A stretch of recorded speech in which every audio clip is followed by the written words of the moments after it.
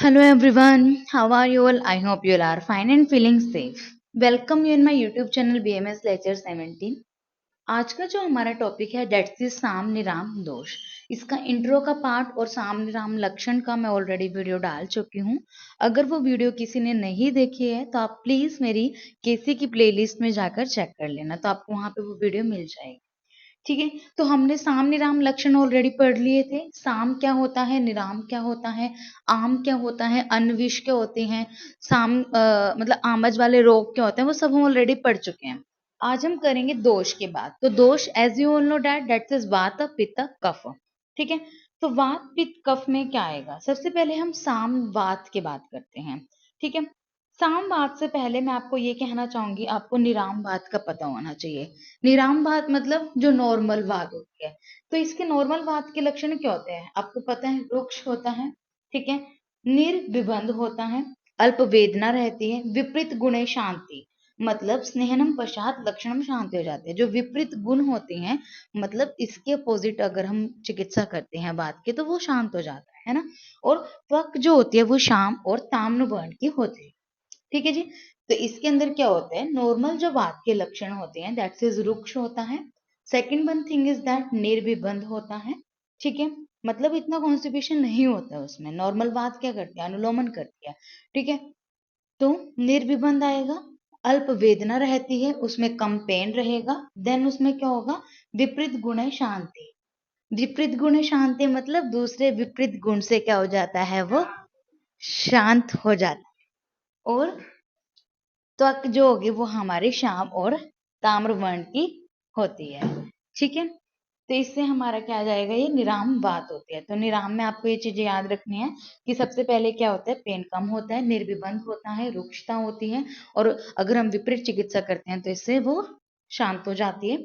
और जो त्वक का कलर है वो आपका श्याम वर्ण का आता है। और साम होगा, अगर उसके अंदर कफ इंक्लूड होगी तो क्या होगा, मतलब अब वो अपने गुण वाला नहीं रहा इतना, तो क्या करेगा, कॉन्स्टिपेशन, अग्निमंद होगी, तंद्रा होगी, आंत्रकूजन, वेदना, शोफ, तोद, क्रमशः अंग में पीड़न होगी। और स्नेहन करने पर और ज्यादा लक्षण की वृद्धि होगी। ये सबसे इंपॉर्टेंट है। कब होगी? सूर्योदय के समय, मेघोदय के जगह, जब मेघ आते हैं, बादल आते हैं और रात्रि में वृद्धि होती है। ठीक है, तो ये क्या है कि इसमें थोड़े कफ वाले लक्षण आ गए। एक तो अग्निमंद आ गया, ठीक है, विबंध हो जाएगा, आंत्रकूजन है, ठीक है, और इसमें वेदना, शोफ, क्रमशः अंग में पीड़न होगी। और स्नेहन के बाद भी इसमें ठीक नहीं होता, ये और ज्यादा बढ़ जाता है। ठीक है, कब? सूर्योदय के समय, मेघोदय मतलब मेघ बादल आते हैं तब, और रात्रि में वृद्धि हो जाती है। ये आपके साम बात और निराम बात है। अब आता है साम पित्त और निराम पित्त। निराम पहले पढ़ेंगे। निराम में क्या आता है आपके पास, जो पित्त है, ताम्र पित्त वर्ण का, कटु, अत्युष्ण। बेसिकली इसमें कटु रस मेन होता है, आपको पता होगा। ठीक है, मतलब कटु इसका नॉर्मल होता है रस। तो ताम्र पित्त वर्ण का होते हैं इसमें। ठीक है, कटु होता है, बहुत ज्यादा उष्ण है, अस्थिर। आपको पता है अग्नि कभी स्थिर रहती है? नहीं रहती। ठीक है, मतलब अगर हम आग की बात करते हैं, विगंधी, कोई गंध नहीं होती इसमें। और रुचि पक्ति बलवर्धक पितम, और रुचि बढ़ाती है।